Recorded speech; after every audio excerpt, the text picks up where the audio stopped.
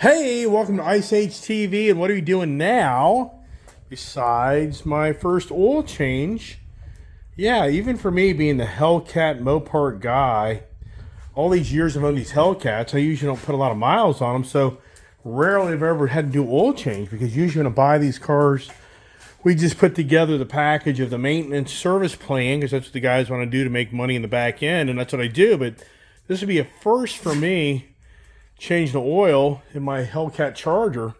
And I was mentioning earlier in my Sunday morning conversations that a lot of people buy these race ramps to do the oil change on these cars, and because they're longer and it's got a little better angle. Because right now I can already tell with this car here, if you look here, you're going to see that this underneath flap, see this right here?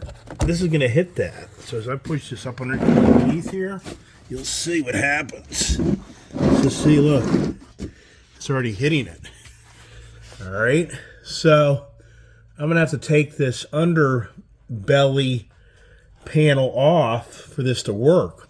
Once I do that, if you move this over, you'll see that once you kind of move that, still, well, I think it'll be all right. So here's the thing. Here's the Go Rhino ramps. You know, these are $50. So for me, I'll go ahead and try the, I'll try to go ahead and get this to work first before I spend $600. So what I got to do is I'm going to get up underneath here, and there's all these little screws, and drop this whole front cover. And I need to anyways get to the oil cooler.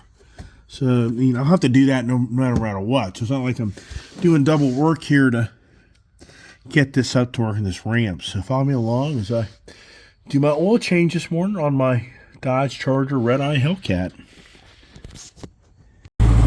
What a project. Jesus Christ, man. I tell you what. Yeah, I'll probably end up having to buy custom-made ramps. This is about impossible. Having to take this front underbelly thing up front. What's going on is it's this little flap here. I could take this little flap off, that it wouldn't be this dramatic.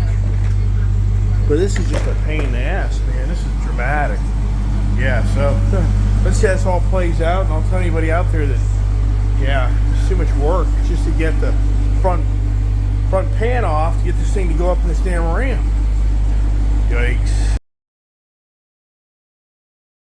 Wow. It's all about getting creative so to make this work. I mean, first thing is, had to put the rubber mats down because I was still hitting right here, underneath here. So by raising up that this little, putting the rubber mat down, but then these damn things slide. And I've read about that on the internet. Having the carpet down, it works fine. Oh my goodness, what a project.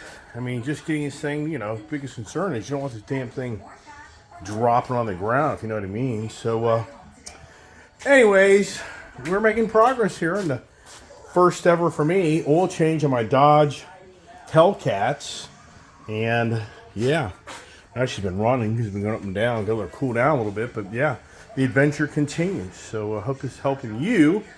These Rhinos, I mean, yeah, get creative, you can make it work, but otherwise you can't get creative. These aren't going to work. All right, definitely having this thing jacked up definitely seems to be a better thing. You get the fan going, kind of just cool it down, but having the right tools really helps. So see here now, I can really get up underneath here. So you definitely have enough room now to work, which that's really nice. And I think with having that rubber mat, I may be able to escape having to put this thing back together on the ground. So follow me along here. Now here's the oil cooler. The supercharger has a little filter over the oil drain line. You got to be really careful about that because you'll break it. Let's focus first on the oil and get the rest of this belly pan off here. Got my little tool here that makes it nice.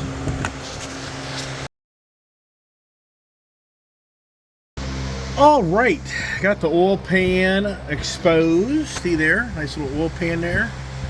It's a number 13. Got my oil pan back there to collect the oil. So now I pop that off and drainer, and pretty cool, right? Pretty easy access. There's your filter, like right up front here, right over here. Look at that there. Nice. So you really can work up off the front of this vehicle right here, which is really nice.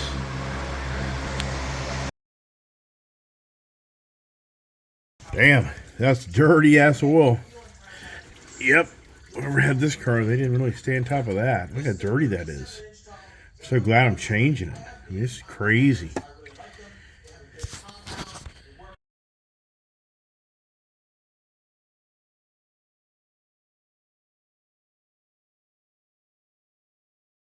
It's always interesting how you perceive things. So this guy here, so he put a JLT oil catch can, which is supposed to keep the dirty oil out of the motor recirculating through your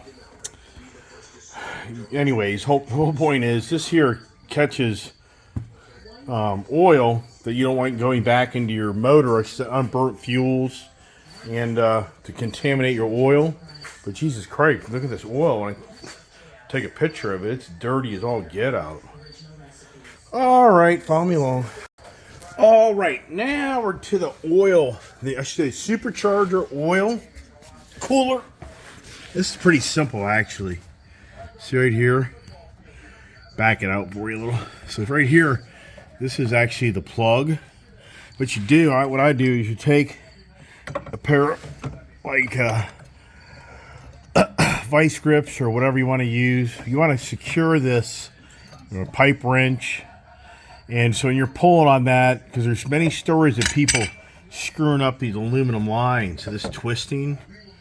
So I've already kind of cranked it and busted it loose. So once that's now done, we'll move that pan over here, drain this, and then we'll go over here to the oil filter. So number 1, number 2, and then number 3 for the below. And these ramps are working out great so far. All right, man, look how dirty this stuff is. It's kind of interesting how this person owned this car. They just sincerely, they would come across as a person of attention to detail, but they did so many little things to the car, but no way. This car has 5,800 miles on it, and I just honestly say that, I bet you the last oil change 1,000 miles, 3,000 miles. Yeah, so the oil, supercharger oil, it's nothing that dramatic, and we put oil back in the engine. It's just all it all equals out.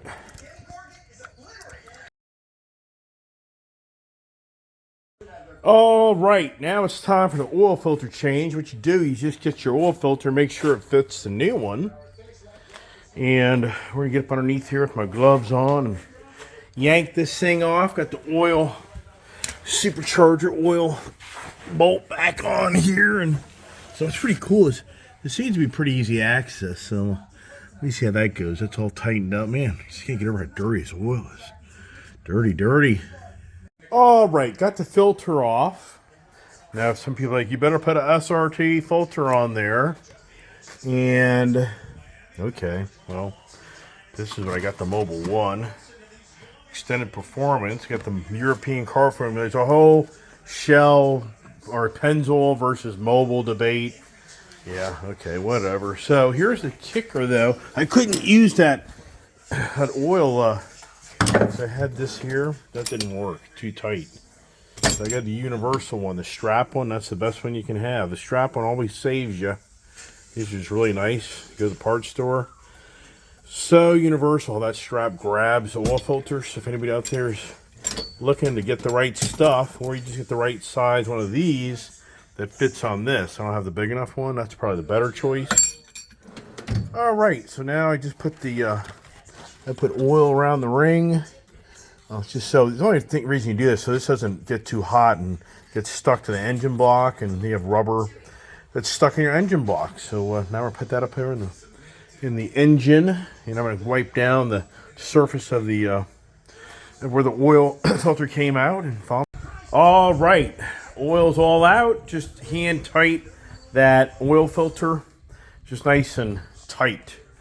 Don't let it be loose. And so what I'll do is put the oil in the engine, then I'll keep everything taken apart so you can get up underneath here and make sure all the there's no oil leaks. We got oil. I mean, all oil kind of looks dirty, but to me it just seems dirtier than it should be, but I guess it's always debatable. Okay, now I think this thing takes 7 quarts or 6.5, something like that. So we'll start adding the oil now in this pretty engine here and make things work.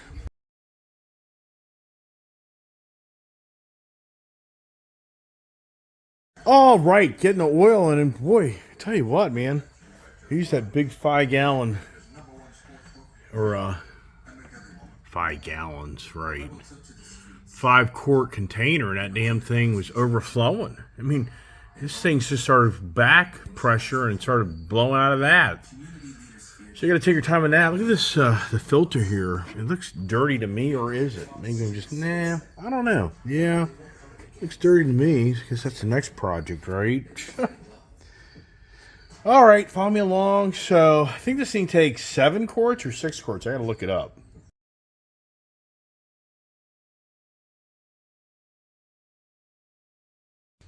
All right, we got 7 quarts of oil in the motor. Our little catch can here is pretty cool. Look at this here.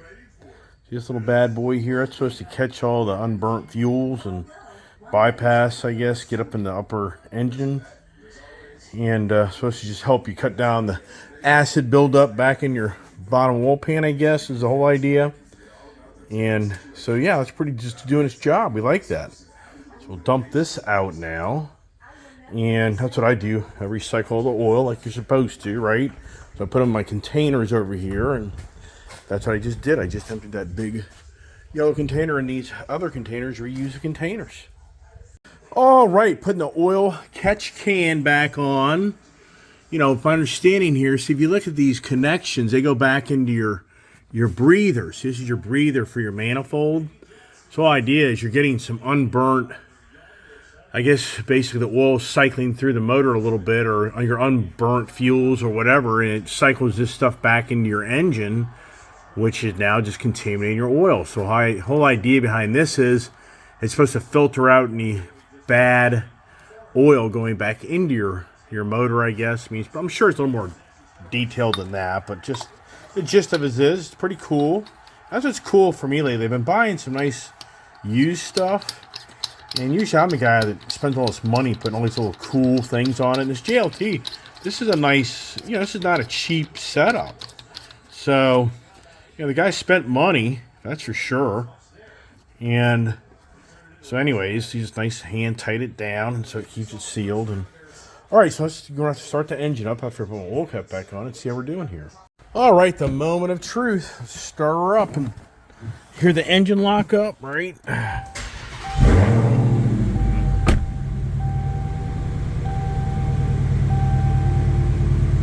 So let it run I'd let it run a little bit just to circle all the oils through. Yeah, we'll run out of gas, if anything. But now I want to check, make sure that, so now what you want to do is get up underneath here and make sure that this thing isn't dripping any oil anymore. That's the real deal.